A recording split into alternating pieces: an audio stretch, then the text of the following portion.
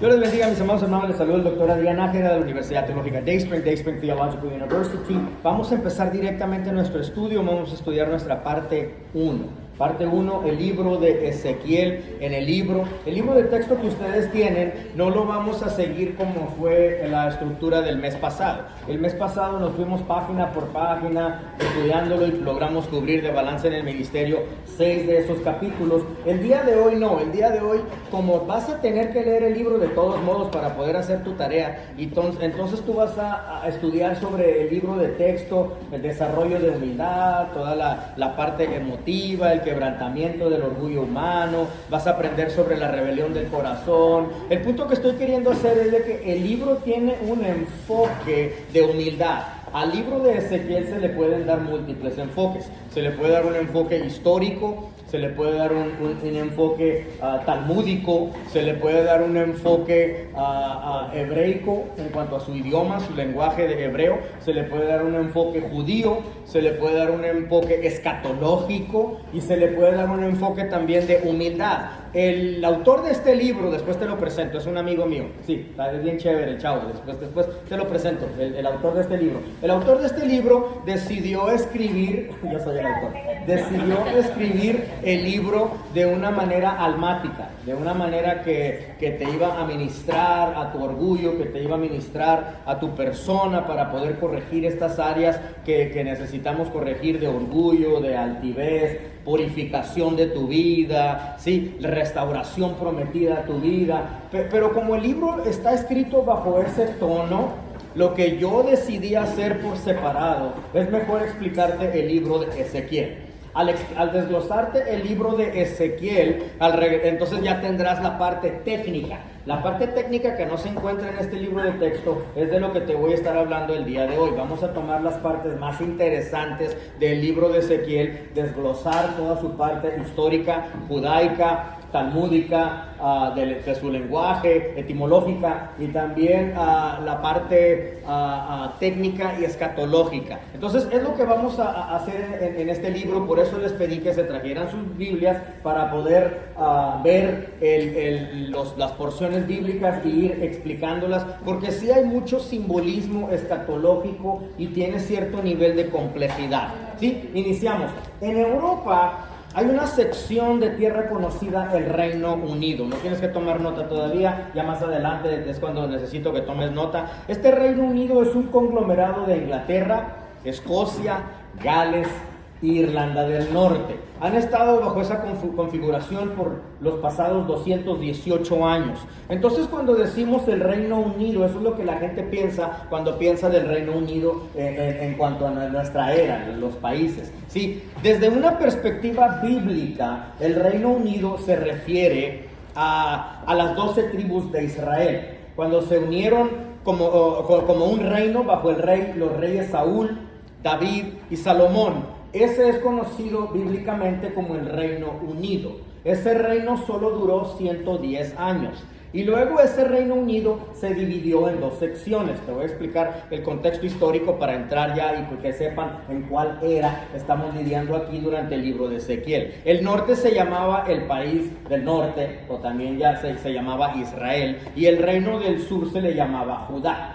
Israel después de eso se volvió a dividir. Sí, ¿recuerdas cómo se dividió el reino? A Roboam, hijo de Salomón, trató de recaudar más impuestos.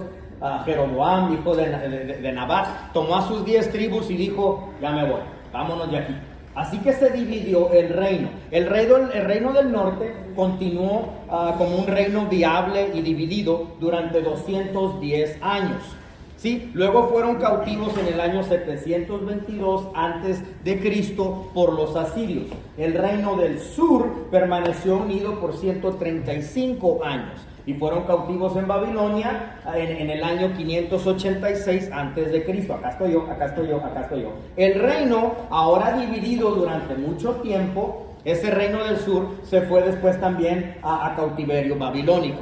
Los 3 cautiverios son 3 secciones que se bregan aquí durante el libro de Ezequiel, y él sufre la segunda deportación de 3 cautiverios que se datan el año 605, 597, y 586. No tienes que tomar nota de esto, solo estoy dándote un contexto histórico, donde los babilónicos atacaron la ciudad y finalmente destruyeron la ciudad de Jerusalén y su templo, también conocida como las 3 deportaciones. Entonces este es el periodo en el que estamos tratando durante Ezequiel, este periodo en particular.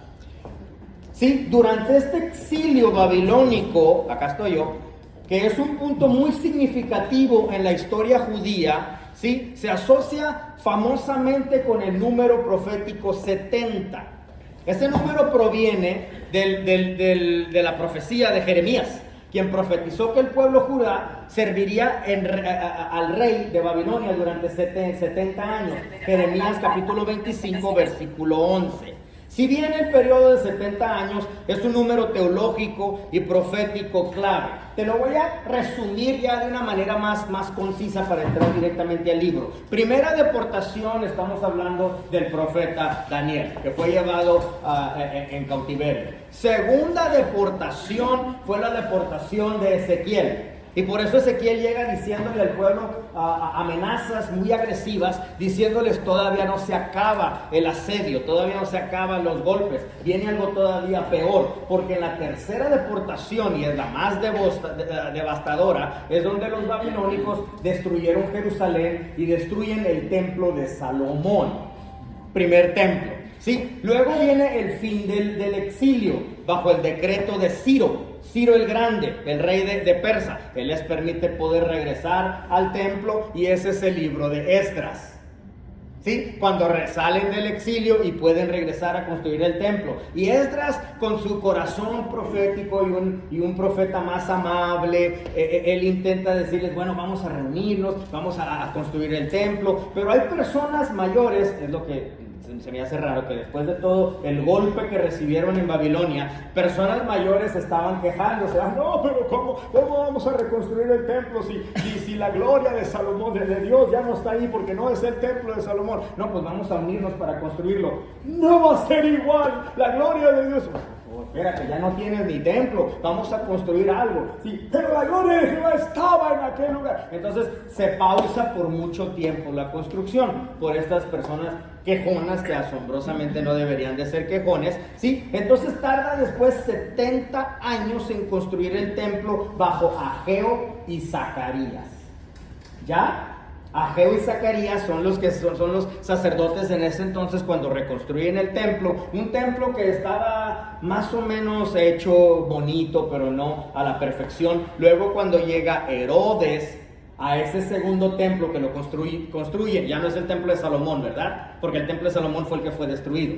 Entonces Herodes comienza alrededor del año 20 antes de Cristo el proyecto, y fue tan extenso y magnífico, ¿sí?, que se le conoce por eso como el templo de Herodes. No es el templo de Salomón, porque él lo reconstruyó hasta que fue destruido ese segundo templo en la primera guerra judeo-romana. Los judíos pelean contra Roma y destruyen ese templo. Pero bueno, me retracto y regreso al tiempo de Ezequiel, pero simplemente quería darles este panorámico para que pudiéramos entender en cuál periodo de tiempo estamos hablando.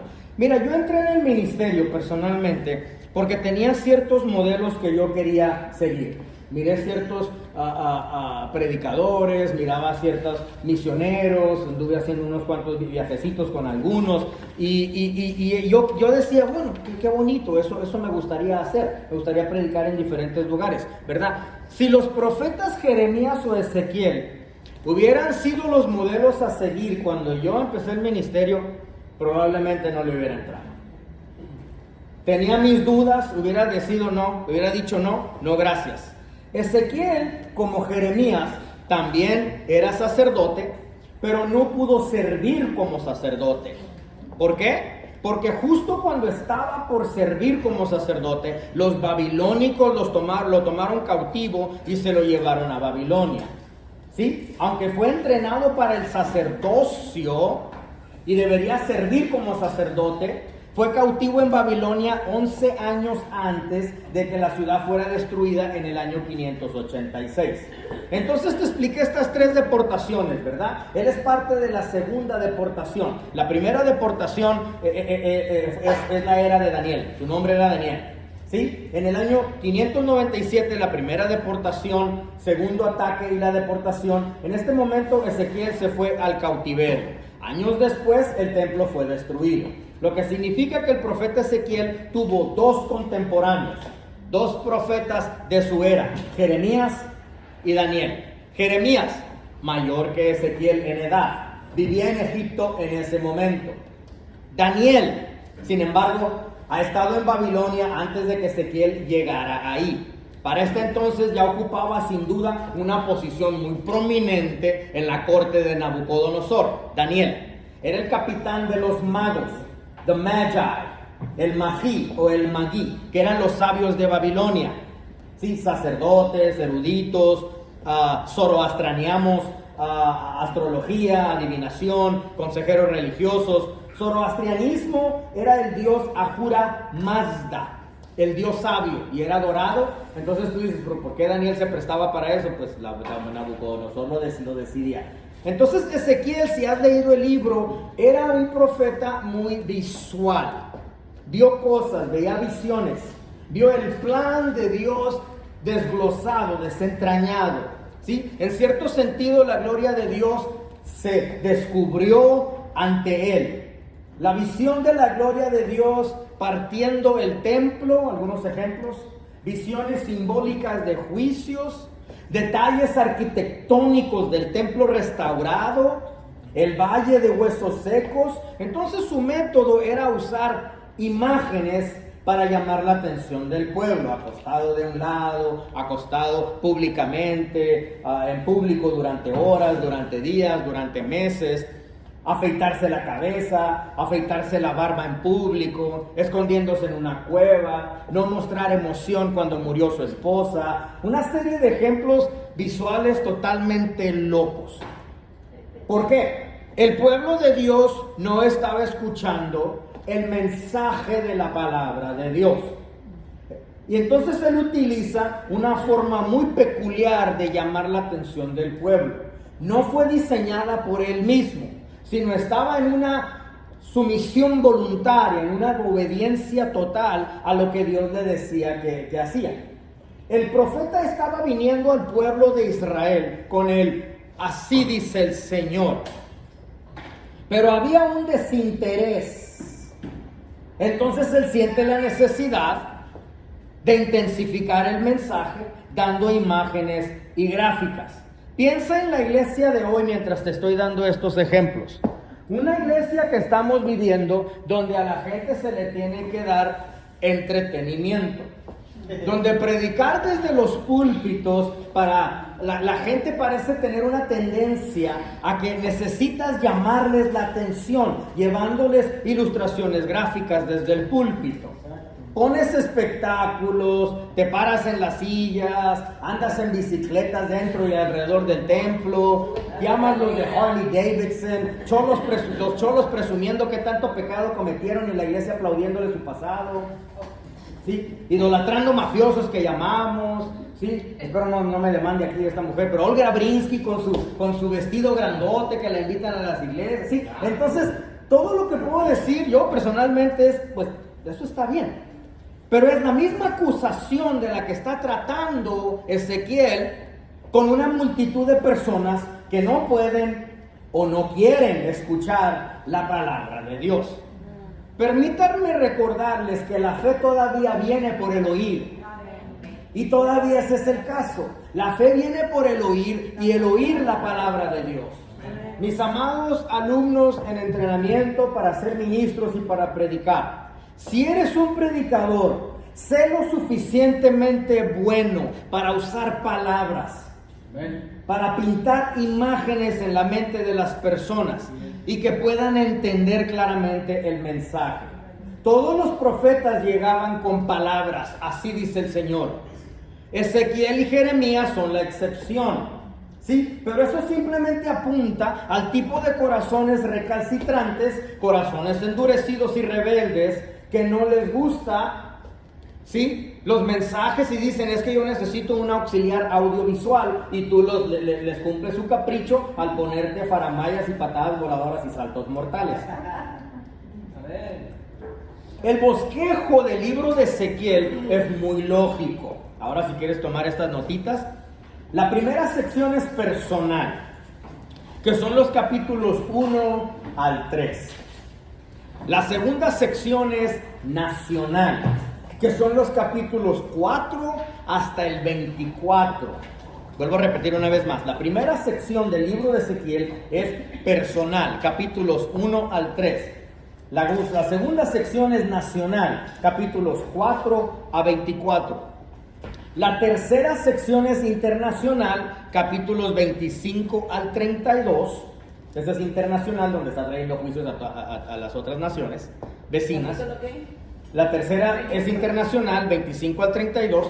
Y la cuarta sección, la final, es eventual.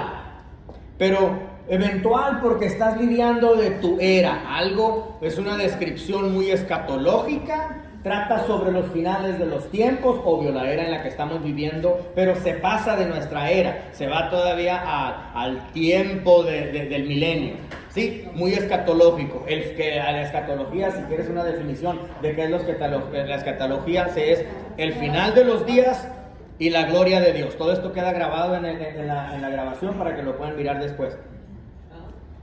Entonces, debido a tantas imágenes, comúnmente el libro se divide como un marco de fotos, una fotografía, 4 secciones, ¿sí? Los capítulos 1 al 3, que acabas de anotar, se tratan de la comisión del profeta. Ezequiel es llamado por Dios, la mano de Dios está sobre Ezequiel. Dios desea hablar a través de él, que eso es algo que debes de aprender del ministerio profético, ¿sí? Dios es quien escribe la carta. Uno simplemente es el cartero. Por eso no te puedes inventar el mensaje por ti mismo. Entonces, esa es su comisión, la comisión de profeta. Es la primera sección. La segunda sección es la corrección del problema. Capítulos 4 al 24. Eso es lo nacional, donde Dios está tratando con la nación de Judá por su pecado, las razones de su pecado, ¿sí? Y lo que va a suceder eventualmente, si no se corrigen, ¿sí? La destrucción del templo. Recuerden que cuando Ezequiel predicó, estaba cautivo en Babilonia, pero el templo seguía en pie durante unos años más. Pero él mismo predijo la desaparición del templo, y obvio iba a ser una bofetada para los judíos que ya estaban sufriendo en cautiverio como esclavos. Entonces decirles que el templo iba a ser destruido era una bofetada, y por eso continuaron sin escuchar su mensaje. Lo criticaban negativamente, se echó a muchos enemigos. Así que esa es la comisión del profeta, primera sección, y corrección del pueblo, que es la segunda sección. La tercera sección es el castigo de los pueblos, en plural. Los vamos a desglosar. Para cuando terminemos el día de hoy vamos a tener todo este desglose, el castigo de los pueblos, y les voy a decir cuáles, etc. Ahora estamos tratando internacionalmente con las naciones alrededor del país de Judá. Aquí es donde está la conciliación de los propósitos de Dios. Es la última sección. La última sección, que es la cuarta sección, serían los capítulos 33 a 48. La última sección. Ahí es donde Israel, Dios los ve, tiene misericordia, el profeta predice que está restaurado y se restaura el templo, no un templo físico, porque este templo, me voy a adelantar un poquito más para adelante, este templo físico restaurado del que ya está hablando Ezequiel al final, eres tú. ¿Ya? ¿Sí? Entonces hay simbolismos y revelaciones escatológicas en este libro. Ahora sí, vamos a empezar. Abran sus Biblias en Ezequiel capítulo 1, versículo 1, comenzamos. Y aconteció en el año 30, a los 5 días del mes, yo estaba entre los cautivos junto al río Quebar, que los cielos se abrieron y vi las visiones de Dios. Ahora, cuando dice el año 30, solo para que aprendas a leer las introducciones de los libros de la Biblia, observa que no dice el año 30 de Joaquín o el año 30 de Nabucodonosor, simplemente porque él está hablando simplemente dice año 30. Estamos tratando a nivel personal con la edad del profeta. Solo él puede tener esos detalles. Solo él pudiera saber que en el año 30, los cuarto mes, que 5 días, que 5 días del mes, que solamente él puede conocer esos detalles, porque significa que él cumplió años en Babilonia.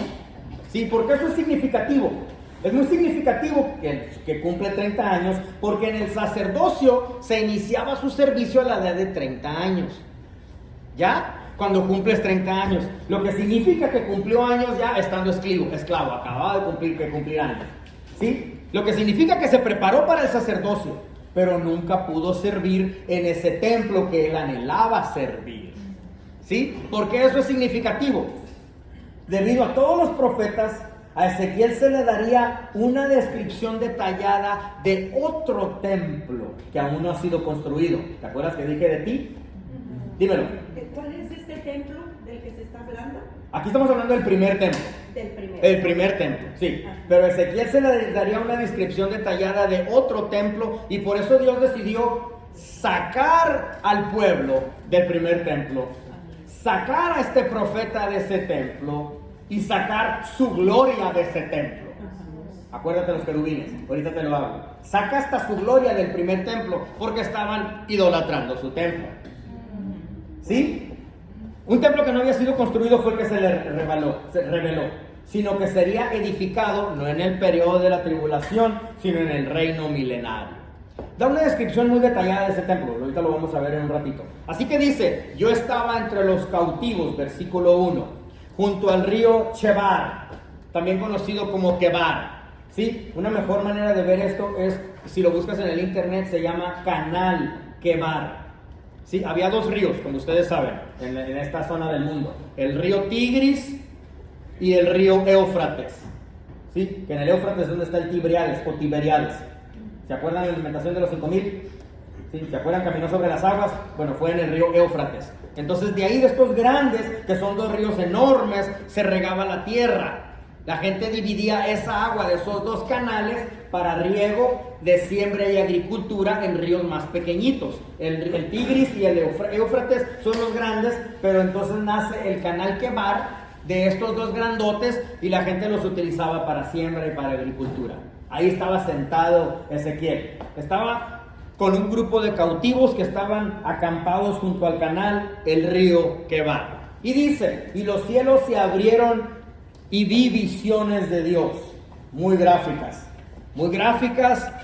visiones de la gloria de Dios. Así que aquí aprendemos algo: la visión viene de parte de Dios, no es la pizza de anoche, no son los tacos picantes, ¿ok? Es algo que Dios le da. Este sacerdote sin duda está muy desanimado por un par de razones. Número 1, es un refugiado, es un cautivo. Número 2, nunca llegó a servir como sacerdote en Jerusalén. Imagínate tu adolescente que está por recibir la licencia de conducir, tiene 16 años de edad, que tiene 15 años y al siguiente día va a despertar y va a despertar cuando despierta tenga 16 años de edad. Ya le pagaste driver's ed, ya le pagaste para que tome licencia y va a recibir, y cuando llega el DMV al siguiente día que llega, que ya tiene 16 años de edad, le dicen: la ley cambió esta mañana, la ley estatal, tienes que cumplir 18 años para poder recibir tu licencia. ¿Qué desinflada se va a llevar tu adolescente? ¿Verdad? Entonces, así le sucede a este. No puede servir, se prepara para el ministerio. Cada que veas esta sección, capítulo 1, versículo 1 de Ezequiel, te lleva, anótalo, Salmo 137, 1 al 6. Debes de tener eso en mente cuando leas esta porción. Y te lo leo: junto a los ríos de Babilonia, allí nos sentamos. Ahí está hablando. Sí, lloramos. Salmo 137, 1 al 6. Sí, lloramos. Cuando recordamos a Sión, colgamos nuestras arpas de los sauces en medio de él, porque allí los que nos llevaron cautivos, que son los babilónicos, nos pidieron una canción, y los que saqueaban pedían alegría diciendo, se estaban mofando, ¿ok? Solo para que sepan, se estaban mofando de su alegría, no podían tener alegría, no podían tener gozo. ¿Cómo cantaremos el cántico del Señor en tierra extranjera? Si me olvido de ti, oh Jerusalén, que mi diestra olvide su habilidad. ¿Ves cómo te estaban idolatrando el templo? Si no te recuerdo, deja que mi lengua se pegue al paladar. Y si no, exalzo a Jerusalén por encima de mi principal gozo. Estaban idolatrando el templo. Dios tenía que cambiar eso. Servimos a un Dios que es un experto en causar toda circunstancia para volver a encontrarnos con Él una vez más cuando fijamos los ojos en lo equivocado. Por eso Dios es activo en todo, pasivo en nada. Por eso Dios es quien magistra toda circunstancia para regresarnos a Él. ¿Sí? ¿Cómo podemos cantar una de esas canciones? ¿Sí? Versículo 5, para avanzar. Versículo 5. También de su interior salió la semejanza de 4 seres vivientes. Wow. Y miré aquí que venía del norte un viento tempestuoso y una gran nube con un fuego envolvente, y alrededor de él un resplandor, y en medio del fuego algo que parecía como bronce refulgente, y en medio de ella la figura de 4 seres vivientes, y esta era su apariencia, había en ellos semejanza de hombre. 4 seres vivientes, ya está mejorando la cosa, ¿sí? Tiene semejanza de hombre. Esa es la apariencia general, una apariencia humana. Ahora, cada uno tenía 4 caras. Ahí es donde ya se aparta de nosotros, de nuestra apariencia humana. Sí, uno se parece, pero los demás no. Esta criatura ya tenía 4 caras. Cada uno tenía 4 caras y 4 alas. Y los pies de ellos eran derechos, y la planta de sus pies como planta de pie de becerro. Y centellaban a manera de bronce muy bruñido. Debajo de sus alas, a sus 4 lados, tenían manos de hombre. Miren, abajo de las alas, manitas de hombre. Sí, y sus caras y sus alas como por los 4 lados. Extraño, ¿verdad? Memorices esa parte, y muy importante, pónganla con marcatexto, 4 lados. Ahorita lo vamos a ver. Y en sus 4 lados, cada uno de los 4 tenía caras y alas. Ahora sabemos cuáles son. Sí sabemos cuáles son. Si hemos leído el capítulo 10, así como el capítulo 1, comparas el capítulo 1 y el capítulo 10 están entrelazados, ¿sí? Es la misma visión que él ve. Y estas criaturas son llamados cherub. C-H-E-R-U-B. Cherub. Cuando le agregas el IM, es una palabra hebrea, ¿sí? Por lo tanto, es una palabra hebrea, cherub. Right? By the way, it's a Hebrew word. Cherub. Que es un ángel. Cuando dices cherubim, con el IM, es hebreo, IM significa plural. Es plural hebreo masculino. Así que cuando él dice querubines, pues aquí simplemente se hizo la translation, la traducción al español, ¿verdad? Entonces es más de uno, querubines, cherubim. Cherubim es muchos y cherub es uno. Lo que sabemos sobre los querubines es un par de ellos aparecieron fuera del jardín del Edén, en el libro del Génesis, vigilando la entrada, que daba un mensaje. El hecho de la pared que ellos estaban poniendo significaba: por haber pecado no tienes acceso a la presencia de Dios. Entonces, que ellos se hayan aparecido aquí está queriendo dar el mensaje: Jehová está aquí. Que se hayan aparecido en la visión de Ezequiel está queriendo decir: me hago presente, soy yo el que está en el asunto. ¿Sí? También había un par de querubines cuyas alas tocaban la parte superior del arca de la alianza, el arca del pacto, como símbolo de la presencia de Dios, diciendo: aquí estoy yo. También estaban bordados, grabados bellamente en el tabernáculo y en el templo. Entonces los querubines parecen ser ángeles que guardan la presencia de Dios. Siempre un símbolo de que Dios está presente. Versículo 9. Sus alas se tocaron entre sí. Las criaturas no se giraron cuando se fueron, sino que cada una avanzó en línea recta. Así que te haces la idea, mientras lees esto, que cuando querían ir en una dirección u otra, su mente y espíritu está conectado cuando ellos quieren moverse. Cuando entras a la tienda del supermercado, agarras el carrito. ¿Verdad que las 4 llantas no están listas para moverse a donde tú quieres moverte? O sea, hey, ahí viene Rocío, vamos a movernos, vamos a alinearnos. No, está una para acá, otra para allá, otra para allá y otra para allá, ¿verdad? Pero cuando el momento que le das el primer, ¿cómo se dice? Empuje, ¿sí? The minute you give it the first push, el momento que le hace el primer empuje, ¿qué hacen las 4 rueditas automáticamente? Se alinean exactamente, como cuando tienes reuniones en tu iglesia con tus miembros, ¿sí? Igualito, ¿verdad? Igualito. Entonces, se alinean automáticamente tus miembros de tu iglesia porque de acuerdo a la dirección, todos funcionan en el mismo espíritu, ¿verdad? En tu iglesia, ¿verdad? No tienen, sin tener que girar, no tienen conexión entre ruedas, ni cintos, ni volantes para doblar, simplemente todos se movían en la misma dirección. Es lo que quiere decir eso. Seguían hacia adelante en el mismo acorde y la misma dirección. Ahora, el término hebreo para esta visión, y ven que es una visión de la gloria de Dios, es Mar-Kaba. Se escribe Mare, M-A-R-E, Mar-Kaba,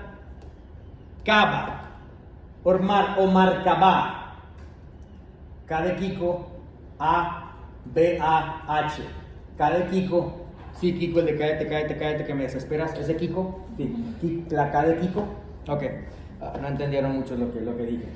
Significa carro divino, el carro divino, carro del trono de Dios. Esa es la palabra para esta visión. Es el Markaba o el Kabá.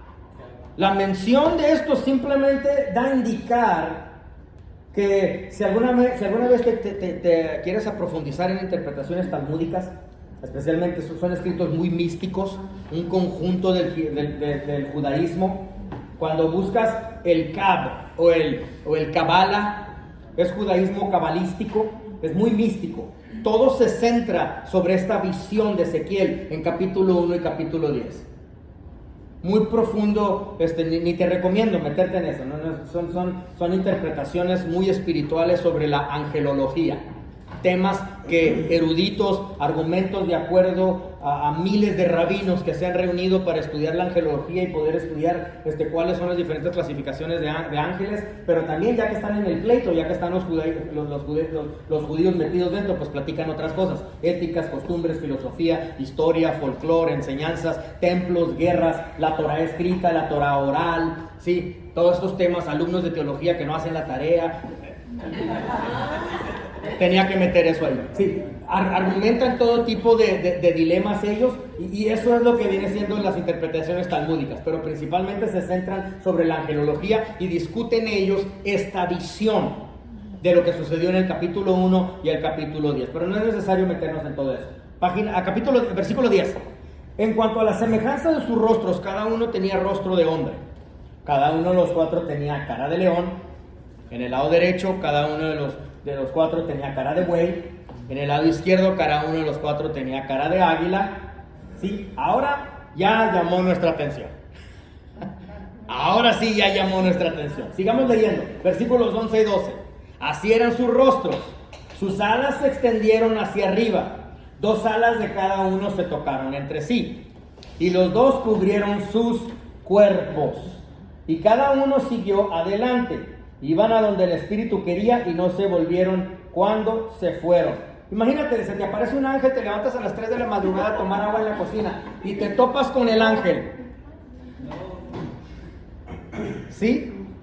Después de eso vas al baño. O al shower, perdónenme. Al shower yo creo. Pensemos ahora en el campamento de los hijos de Israel en el desierto. ¿Ok? Pensemos ahora en el desierto. Estaba en el centro del campamento el tabernáculo. Y por los 4 lados tienes las 12 tribus de Israel. Se dividieron en 4 campamentos principales. 3 tribus hacia el norte, 3 tribus hacia el sur, 3 tribus hacia el este, 3 tribus hacia el oeste. Y esas 3 tribus de cada lado estaban bajo un estandarte de una sola tribu. ¿Me explico?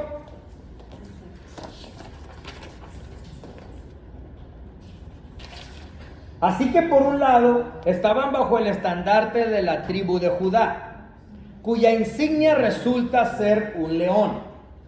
Por el otro lado del campamento en el desierto del pueblo de Israel, ¿sí?, estaban bajo el estandarte de la tribu de Efraín, cuyo estandarte era un buey. Por otro lado estaban bajo el estandarte de la tribu de Rubén, cuyo estandarte resultó ser un hombre. Y al lado final estaban bajo el estandarte de Dan, cuyo estandarte resultó ser un águila. Fascinante, ¿verdad? Todo esto nos lleva a una indicación de que tal vez hay algo más aquí. Sí. Parece que lo que vimos en el tabernáculo está representado aquí por estos querubines, que es una imagen del trono de Dios. El tabernáculo entonces era un modelo muy rudimentario, básico pero esencial, algo terrenal, pero sí era un modelo del trono de Dios. Cuando avanzamos rápidamente hacia el libro de Apocalipsis, también tenemos esas 4 criaturas vivientes y el trono de Dios representado en el libro de Apocalipsis. ¿Sí? Lo hermoso de aquí es de que Apocalipsis nos lo describe como 4 evangelios.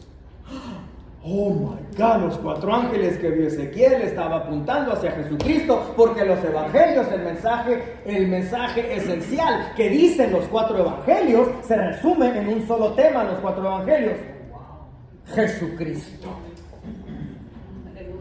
Junto con todo esto, 4 evangelios, no 3, no 5, 4 evangelios. El evangelio de Mateo, que es el evangelio del reino, hace referencia al reino más que cualquier otro libro. Ese es el león. Oh my God, las 4 caras del querub o del querubín. El evangelio de Marcos. Sí, la palabra aparece mucho de inmediato en este libro. La palabra inmediato, y de inmediato sucedió esto, y de inmediato sucedió aquello, cuando lees el libro de Marcos. ¿Sí? Porque vemos a Jesús moviéndose, es un ministerio terrenal, Marcos, moviéndose de un lugar a otro rápidamente, como lo haría un ciervo, y ese animal de servidumbre es el buey, de las caras del querub. El evangelio de Lucas, escrito por un médico gentil, especialmente pensando en los griegos, está escrito el libro de Lucas, que idealizaban tanto a la humanidad y buscaban al hombre ideal, hasta sirvieron algunos dioses paganos dentro del paganismo, del panteísmo o panenteísmo, que hasta fijaron algunos templos dedicados solo a un dios humano, porque buscaban al hombre ideal. ¿Sí? Es el término del Hijo del Hombre usado con más frecuencia en el libro de Lucas, la cara del hombre. Vuelvo a repetir, y es el término Hijo del Hombre más usado con frecuencia que los otros evangelios en el libro de Lucas, porque es en el querubín, la cara del hombre. Y luego el más majestuoso de todos, el que amo tanto yo. Escribí un libro sobre las siete milagros en el Evangelio de Juan, ¿se acuerdan? ¿Sí? El que no lo tenga, lo invito a mi casa esta semana, llega con 5 pupusas y te regalo el libro del Evangelio de Juan. ¿Sí? De todos los evangelios celebra sobre encima de todos los demás. Y la razón por qué digo pupusas es porque, para los que no saben, en la transmisión estoy casado con una salvadoreña. Sí, mira, salvadoreña, sí, por eso digo pupusas, sí. Esa salvadoreña así, tiene la cara redonda, cachetona, así, bueno, mejor me callo. Por encima de todos los evangelios está el Evangelio de Juan, que describe a Jesús como Dios, el Hijo, Dios en carne, el divino, la deidad de Cristo. Y el final de ese libro dice, para que creáis que Jesucristo es el Hijo de Dios, el más majestuoso de todos. Muy bien, así que de nuevo se describen en los evangelios, se ve en el tabernáculo, se ve en el libro de Apocalipsis, y aquí se está viendo en forma de visión la presencia de Dios, el orbe completo, la gloria de Dios, que son estas criaturas, el querub. ¿Sí? Versículos 15 y 16. Ahora, mientras miraba a las criaturas vivientes, ya les enseñé Ahora, mientras miraba a las criaturas vivientes, más adelante te voy a enseñar una foto de cómo se ven ellos, el querub, más adelantito, si te lo enseño ahorita te traumas. ¿Ok? Se vuelve más extraño todavía, totalmente extraño. He aquí que había una rueda sobre la tierra. Estás en tu Biblia, quiero que leas en tu Biblia versículos 15 y 16. Sí, anótalo. Si tienes Biblia física, quieres poner con marcatexto. Yo sí tengo mi Biblia toda marcada. Sí, si quieres marcar tu Biblia adelante porque es tu estudio. Sobre una rueda de tierra junto a cada ser viviente con su rostro, con sus cuatro caras. La apariencia de las ruedas y su funcionamiento era como un color de barril, que es el crisólito, también conocido como piedra dorada. Varía entre amarillo y verde, eso es lo que es el color del barril, una especie de amarillo dorado. Y los cuatro tenían esa misma semejanza. La apariencia de sus trabajos era, por así decirlo, una rueda en medio de otra rueda. Como una rueda va en una dirección y otra rueda va en otra dirección. ¿Sí? Ahora bien, es una visión descabellada, lo sabemos. Pero tenemos que dar la revelación completa. Algunos han dicho aún, solo para que sepas en forma de chisme, que son los ovnis. Tanto así le han volteado, pero no puede ser ovnis. Sí, Ezequiel identifica claramente que son en capítulo 10. Bueno, sí, no puede ser los ovnis. Estos son querubines. Son ángeles que están alrededor del trono de Dios. Y esta es una imagen de una especie de un trono móvil de Dios. Anótalo. Es un trono móvil de Dios, morando con el hombre. No es estático, es una presencia expansiva. ¿Sí? Así que no es un poder alienígena, no son caballos de fuerza, no es potencia de cuatro querubines. Una entidad magnífica. El propósito del querub o del querubín es la presencia de Dios morando con el hombre. La vastedad, omnipresencia de Dios. Su dominio se extiende por toda la creación. Aprende esto de Dios. La naturaleza de Dios es dinámica. Se mueve en todas tus instancias y circunstancias. Diseña las circunstancias específicamente para, mírenme todos por favor, traerte de regreso a Él. En el versículo 18, esto es genial. Vámonos al versículo 18. Dice tu versión, y sus aros eran altos y espantosos, y llenos de ojos alrededor de los cuatro. No me gusta esa palabra. Eran altos, sí, pero eran increíbles. Si alguien tiene la versión, do you have the English version? Are you reading it in English? I'm glad you're reading it in English. Estoy contento que la está leyendo en inglés. ¿Qué es lo que dice en inglés? The rims of the four wheels were tall and frightening, and they were covered with all. Okay, tu versión dice frightening. Otra versión dice, and the rims were tall and awesome. Awesome, ¿qué es awesome? Asombroso. No sé por qué pusieron espantoso. Quizás porque pues va a estar espantoso si lo llegáramos a ver en primera instancia. ¿Sí? Lleno de ojos alrededor los cuatro, y sus bordes estaban llenos de ojos. Ninguno de ustedes tiene ese tipo de llantas en tu carro, ¿verdad? Ese tipo de rines en tu carro estaría chévere. Capítulo 1, versículo 19 al 20. Cuando los seres vivientes se fueron, las ruedas fueron a un lado. Cuando los vivos, las criaturas fueron levantadas de la tierra, las ruedas fueron levantadas. Donde quiera que el espíritu quisiera ir, iba. Porque ahí se fue el espíritu. Y las ruedas se levantaron junto con ellos, porque el espíritu de la criatura viviente estaba en las ruedas. Aquí habla de, anótalo por favor, 3 cosas. De Dios, la vista de Dios. Ojos por todos lados, puede verlo todo. Número 2, la inteligencia de Dios. ¿Qué quiere decir eso? Se mueve en acorde. Si la iglesia aprendiera a buscar la inteligencia de Dios, sabiduría de Dios, nos moveríamos todos en un acorde, como estas ruedas. Y la omnisciencia de Dios, lo sabe todo. Eso es lo que se observa aquí en el querub. Hasta ahora Ezequiel solo ha estado mirando la carrocería, el chasis. ¿Sí? El versículo 28 y 29, vamos a avanzar, nos dicen que es la aparición de la gloria de Dios. ¿Sí? Ezequiel 1:28 es la visión de la gloria de Dios. Ezequiel 28 compara la visión que tiene con el aspecto del arco iris. ¿Sí lo ven, verdad? Es un símbolo bíblico. ¿Qué es el arco iris? El arco iris es un símbolo bíblico de la alianza de Dios con la humanidad, que está en Génesis capítulo 9, versículo 13 al 16. Al usar esta imagen, Ezequiel no solo describe la belleza y el resplandor de lo que ve, sino también sugiere que la visión de Dios, a pesar de su poder abrumador, está intrínsecamente ligado a su misericordia y su promesa. Porque a veces nos sentimos indignos de su presencia. Pero porque su presencia es tan majestuosa y porque nosotros somos tan pecadores. Pero a Ezequiel se le da este vislumbre tan abrumador. Pero también se le avienta en medio de todo el arco iris, diciéndole: hijo mío, a pesar de tu pecado, está ligado con tu pecado y con mi majestuosidad, mi misericordia y mis promesas hacia ti. ¿Sí? ¿Qué es el arco iris?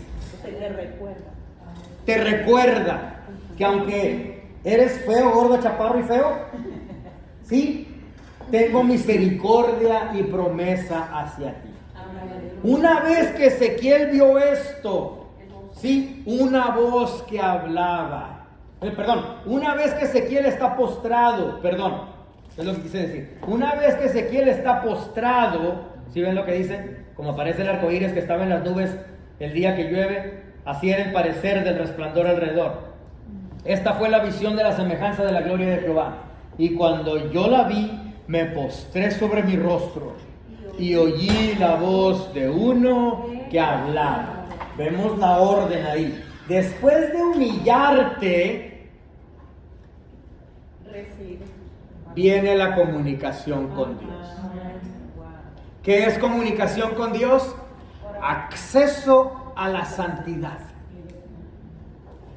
A través de esa comunicación vienen las revelaciones de parte de Dios. La comunicación con Dios prepara a Ezequiel para la misión que está a punto de encomendar. ¿Sí? Esta humildad era esencial para que pudiera recibir y transmitir el mensaje de Dios sin arrogancia, sin pretensiones propias, un temor reverente. Miren la orden voy a leer el versículo 29 una vez más, lo voy a leer. Mientras iba manejando en mi carro me sentía demasiado orgulloso porque ya no me pongo de rodillas porque me creo que Dios me puede hablar de la manera como yo esté parado. Leí el versículo 29, ¿verdad? ¿No? Esta fue la visión de la semejanza de la gloria de Jehová. Y cuando yo la vi, me postré sobre mi rostro. ¿Qué sigue? Y oí la voz de uno que me hablaba. Después de humillarte, repito mis notas una vez más, viene la comunicación con Dios. ¿Qué es comunicación con Dios? Acceso a su santidad. A través de esa comunicación vienen las revelaciones, por ende, por consecuente, ¿sí?, de parte de Dios. La comunicación con Dios prepara a Ezequiel para la misión que está a punto de encomendar. ¿Sí? Capítulo 2, versículo 1. Y me dijo: hijo de hombre, ponte de pie y te hablaré. Esta es la sección personal. Dijimos que es la sección personal. Capítulo 1, la mano de Dios está sobre él. Capítulo 2, Dios le habla. Capítulo 3, le sigue hablando. Solo para darte un resumen ahí, un panorámico. Capítulo 4, él va a hablar a través de él. ¿Ok? Solo para darte un adelanto de qué viene. Ok, vamos allá. Hijo de hombre, me dijo, ponte de pie. Ahora sí, ponte de pie y te hablaré. Ahora este término, hijo de hombre, necesito explicarlo. ¿Sí? tiene un par de usos, tiene dos diferentes usos en la Biblia. Y cuando lo leas en el libro de Daniel, no quiero que te confunda con cuando lo lees en el libro de Ezequiel. Diferente. Significa, especialmente Ezequiel, en el libro de Ezequiel, debes de saber esto, si quieres tomar esta notita, aparece más de 100 veces. Así que, hey, te está queriendo decir algo. Hijo de hombre. Es un hebraísmo. Viene una palabra hebrea. Y es Ben, B de bueno, B-E-N, Ben Adam. Adam como el que hizo en el jardín del Edén. Ben Adam. Ben significa hijo y Adam significa hombre. O Adam también significa humanidad. Así que Ben Adam es un hebraísmo cuando le dice hijo de hombre. Y más de 100 veces se encuentra en el libro de Ezequiel. Dímelo cantando. Eso significa también para Jesucristo cuando dice lo mismo. Por eso no te quiero confundir. Por eso primero te voy a explicar la primera parte y luego te voy a explicar la segunda parte, que es esa parte que tú dices de Daniel. Qué bueno que lo mencionas. Sí, exactamente. Porque no está hablando de Jesucristo aquí. Aquí no está hablando de Jesucristo. Aquí le está diciendo a él, tú eres simplemente hijo de Adán.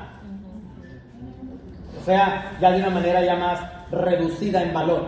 Ese título también lo desean para Jesucristo. No confundas a mi clase. No están diciéndolo para Jesucristo. No. Para Jesucristo fue totalmente aparte. No. Ahorita llego a esa parte. ¿Sí? Aquí le está diciendo a Ezequiel, yo soy Dios, tú eres humano. Yo soy Dios, tú no. El hijo del hombre en Ben Adam, el que tú estás diciendo es Christo Anthropo. Muy diferente a Ben Adam. ¿Ya? Por eso mismo necesito explicar. Miren capítulo 2, están todos en la Biblia, ¿verdad? Miren capítulo 2, versículo 1, hijo de hombre. Miren capítulo 2, versículo 3, hijo de hombre. Miren capítulo 2, versículo 6, hijo de hombre. Miren capítulo 2, versículo 8, hijo de hombre. Capítulo 3, versículo 1, hijo de hombre. 3:3, hijo de hombre. 3:4, hijo de hombre. 3:10, hijo de hombre. 3:17, hijo de hombre. Porque tienen la necesidad de repetirse de tanto, porque le está diciendo, yo Jehová, tu piojoso, perdón, tu hombre. Para recordarle constantemente. Para que no se le vaya como a Pablo, que le no O sea que en ese punto está tirando desde la creación. Ese punto está tirando desde la creación, haciéndolo ver que es hijo de ese hombre, de ese, sí. Muy diferente connotación a la manera como está en el libro de Daniel y la manera como está en los evangelios. ¿Ya? Ok, muy diferente. Bueno, por eso necesito explicarlo. Aquí tú eres, yo soy Dios, tú eres hijo de Adán. Simplemente lo está llamando como un ser humano en términos genéricos. Tú eres humano, yo soy quien habla por ti. ¿Sí? Nada especial en ti, tú simple humano, eres privilegiado al ser considerado. ¿Ya? El título lo separa de Dios. Eres frágil como humano. ¿Sí? En el contexto de Ezequiel capítulo 1, versículo 29, cuando Dios se dirige a él como Ben Adam, antes de mostrarle la visión de su gloria, se establece una profunda conexión entre la fragilidad humana del profeta y la trascendencia divina que está a punto de presenciar y que luego va a proclamar al pueblo. Miren lo que voy a decir, les voy a caer como un balde de agua fría. Les voy a caer como un balde de agua fría en lo que estoy por decir. Lo vuelvo a decir una vez más. En el contexto de Ezequiel 1:29, cuando Dios se dirige como Ben Adam, antes de mostrarle la visión de su gloria, se establece una profunda conexión entre la fragilidad humana del profeta y la trascendencia divina de lo que está a punto de presenciar. Todo porque voluntariamente se humilló.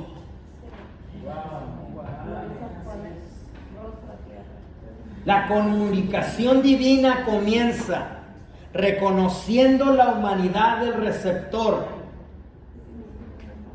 y tu humildad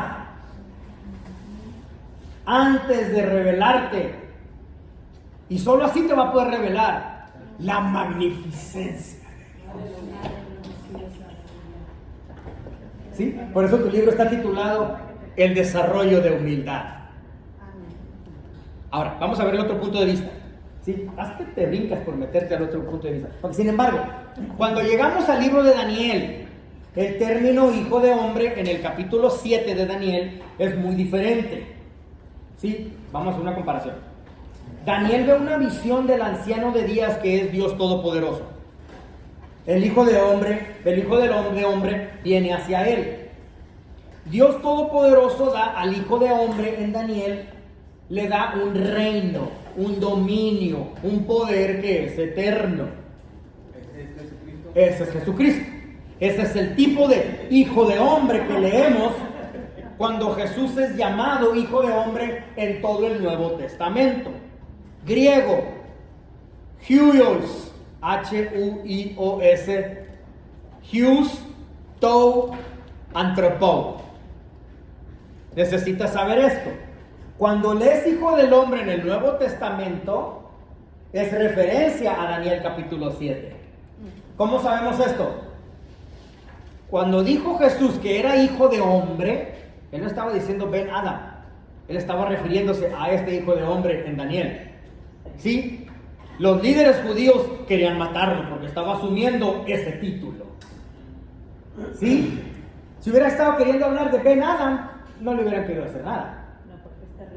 Porque está hablando terrenal, exactamente. No lo harían, no iban a querer asesinarlo. ¿Sí? La distinción clave es que en Ezequiel el término subraya humildad, la naturaleza finita del profeta. Mientras que Daniel representa una figura celestial y mesiánica que recibe poder y autoridad divina. Dímelo. O sea que en número, cuando dice que Dios no es hijo de hombre, para mentir se refiere a venado. Cuando dice no es hijo de hombre, se refiere no es hijo de venado. Obvio, cuando dice que no es hijo de hombre para que mienta, exactamente, dice él no es carnal, él no es pecaminosidad caída, sí, sino él es una divinidad. Qué bonita comparación. Sí, gracias. Nos vamos a capítulo 2, versículo 2. Solo quiero explicar el hijo del hombre porque está más de 100 veces explicado en el libro y tienes que saber el porqué. Seguimos hacia adelante. El término, entonces el Espíritu entró en mí. Es muy importante. El Espíritu de Dios entró en mí cuando me habló y me puso de pie y oí que me hablaba. Y él me dijo, hijo de hombre, una vez más, te envío a los hijos de Israel. Déjame explicarte qué significa aquí, qué está queriendo decir. Si tú crees que tu llamado ministerial es difícil, tal vez tienes un grupo, una célula nada más. Tu pastor te puso en una célula a atender. Quizás no estás pastoreando, pero esa célula te está volviendo loco. Si encabezas un grupo de conexión o te odian más en el ministerio ahora más desde que empezaste ya a ser un líder. Si se te está complicando esta situación de ser líder en la iglesia, tienes un grupo realmente difícil con el que estás tratando. Quizás la escuela dominical con la que trabajas, yo no sé, pastor, quíteme estos chiquillos porque voy a venir enterrando a uno. ¿Sí? Si crees que es difícil o parece que empezaste en el ministerio a ser más enemigos que amigos, escucha esto, lo que te voy a decir. Hijo de hombre, te envío a los hijos de Israel, a una nación rebelde que se ha rebelado contra mí. Dios como desahogándose con Ezequiel. Que se ha rebelado contra mí y sus padres han transgredido contra mí hasta el día de hoy. Así que Ezequiel está siendo enviado a lidiar con su propio pueblo. Se rebelaron contra mí, ellos y sus padres se han rebelado contra mí hasta este día. ¿Qué le responderías? Dios, es en serio, si tú no pudiste.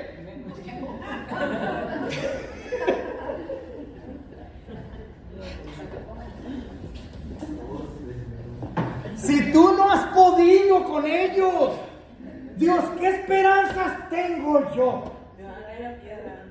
Es para que se potencia simplemente.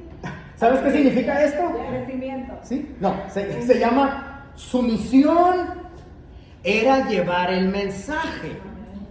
Actuar como una advertencia viva de las consecuencias de la obediencia, sin importar si el pueblo escuchó o no escuchó. No eres tú quien cambia al pueblo, tú eres el mensajero. That's it. Como la atalaya, sí. Sí. Así que primero en capítulo 2, versículo 2 dice: el Espíritu entró en mí. Otro término que vas a ver múltiples veces: el Espíritu entró en mí. Soplo, viento, neumatología, vientos. Soplo, insufló. Porque todavía no estaba el Espíritu. Porque el Espíritu entró en mí. Esto explica cómo Ezequiel pudo hacer lo que hizo. ¿Ya? ¿Cómo lidias con un grupo rebelde? ¿Cómo soportas un ministerio dificultoso? ¿Cómo te acuestas de lado durante unos 100 días y luego te acuestas del otro lado 100 días también? ¿Cómo respondes a las críticas? ¿Cómo resistes las burlas de un pueblo rebelde? La respuesta es: no puedes, a menos que el Espíritu de Dios entre en ti primero, te capacite. Vamos a verlo desde su origen, desde su término hebreo. Capítulo 2, versículo 3. Capítulo 2, versículo 3. Te envío a los hijos de ¿quién? Israel. Hijos de Israel. ¿Y luego qué dice después de eso? Gente rebelde. Gente rebelde, sí. ¿Por qué lo dice así? En inglés dice nation, en inglés dice nación, sí. Pero me gusta la parte de español, porque en la parte de español dice gente rebelde. En hebreo dice, anótalo por favor, goy, G-O-Y. Goy es no judío, pero de una manera despectiva. Sí, es despectivo. Goy es la palabra judía para un gentil, un no judío. Goyim, que dijimos que era IM, plural, como cherubín, varios. Goyim es muchos gentiles o naciones gentiles. Entonces la manera como Dios le está diciendo a Ezequiel a quién lo va a enviar: te estoy enviando a un Goyim rebelde. Dios usa el término para Israel que Israel usaba para las naciones rebeldes. Le dijo gente contumaz, dura de cabeza desde un... Dura de cabeza, exactamente. Dios dice: para mí, Israel, tú eres rebelde. como ellos son para ti, rebeldes contra tu Dios. ¿Sí? Entonces, cuando Dios habló de los paganos, las naciones que está por destruir en el futuro, Él dice Ha Goyim. Ha Goyim. ¿Sí? Las naciones. Ok. Dios usa el término para Israel que Israel usaba. O sea, Israel tanto se jactaba en hablar, en criticar los otros. Son gentiles, son gente sin Dios, son gente rebelde, son gente que no tiene la bendición de Dios. Ahora Dios está usando la palabra para Israel de cómo ellos ven las otras naciones. ¿Por qué se contaminaron? Se contaminaron, se corrompieron, se rebelaron, sí, estaban haciendo cosas. Es asombroso cómo Dios, dentro de su misericordia, aún a pesar de que se rebelaron, quería traerlos a Él. Pero qué nivel de golpe tuvo que presentarles para poder regresarlos a Él. Dímelo cantando. ¿Existe una diferencia entre un pagano y un gentil? Sí, un gentil significa pueblo sin Dios. El pagano. Disfruta pecar. Disfruta pecar. El paganismo realmente es aún una religión oficial el día de hoy en algunos países. Paganismo significa pueblo sin Dios, pueblo que disfruta las atrocidades de pecado. ¿Sí? Ucrania se separa de Rusia. Si quieres conocer un país muy cristiano en este país, aunque yo sé que tú como americano los odias, pero Rusia es un país que es muy cristiano. Muy cristiano. Tiene mucho más cristianismo que nosotros. Por eso el presidente no permite el homosexualismo y todas estas cosas, porque es un país muy cristiano, ortodoxo pero muy cristiano. Se separa Ucrania de Rusia y dice Ucrania, vamos a fijar en la religión oficial de nosotros como el paganismo, porque no tenemos por qué ajustarnos a lo que nos dice ese Putin y nosotros vamos a hacer lo que nos dé la gana. Pequen lo que les dé la gana, pongan prostíbulos abiertamente, métanse a las cantinas, disfruten la vida. Sí, ahora ya estás entendiendo la lección. Viene y nos chilla acá porque quiere dinero de Donald Trump. Y Donald Trump le dice, papito, lo que tú hiciste es separarte de Jehová. Lo que tú hiciste es desprenderte de un país donde estabas perfectamente bajo rudimento y reglamento cristiano. Y no, ahora tú quisiste todo tipo de feminismo, afeminismo y monoteísmo. ¿Me explico? Entonces cuando ves Ucrania desde el punto de vista bíblico, paganismo fue lo que les causó su caída. Los paganismos adoran dioses. No eran dioses, sí. El paganismo es la religión oficial del panteísmo o el panenteísmo en el panteón. Sí, ok, capítulo 3, versículo 1. Capítulo 3 es su encargo, su comisión. ¿Sí? Además me dijo, hijo de hombre, come lo que encuentres, comed este rollo y id a hablar a la casa de Israel. No supiéramos cómo sabe el pergamino, ¿verdad? ¿Alguno de ustedes sabe cómo sabe el papel? Comed lo que encuentres, comed este rollo y id a hablar. Si alguna vez te has comido un trozo de papel, no sabe muy bueno. Bueno, Jared se comió el Génesis en una ocasión. Mi hijo, Jared, tenía como 2 años de edad, no sé, entonces cuando andan metiéndose toda la boca, lo publiqué yo en redes sociales y dije, yo nunca he sabido qué es comer una Biblia, pero este sí lo sabe. Se comió el Génesis en una... Como hay Biblias por todos lados en mi casa, entonces, ¿Y se lo comió el niño? se comió el libro de Génesis. Qué bueno. Capítulo 3, versículo 2. Así que abrí mi boca y me hizo comer este rollo, y era dulce como miel. Este acto lo prepara para la difícil misión de un pueblo rebelde. Hacerlo parte de su ser. Eso es lo que significó comer. No solo escuchar, sino absorber la palabra de Dios. Nutrición y fortaleza a través de que te nutra el mensaje de Dios. Agárrate una frase pequeñita y medítala todo el día y agárrate por día una frase. Eso es deleítate en su palabra. ¿Sí? Hay un principio aquí. Cualquiera que hable de Dios de manera efectiva, primero debe internalizar la palabra por sí mismo. El predicador se predica a sí mismo y luego le predica a los demás. Ezequiel debía no solo escucharla, sino hacerla parte de él mismo para poder ir a proclamarla a los exiliados en Babilonia. Sé que no conoces de estos términos porque algunos no han tomado la cena judía, el seder, el pesaj, la pasha.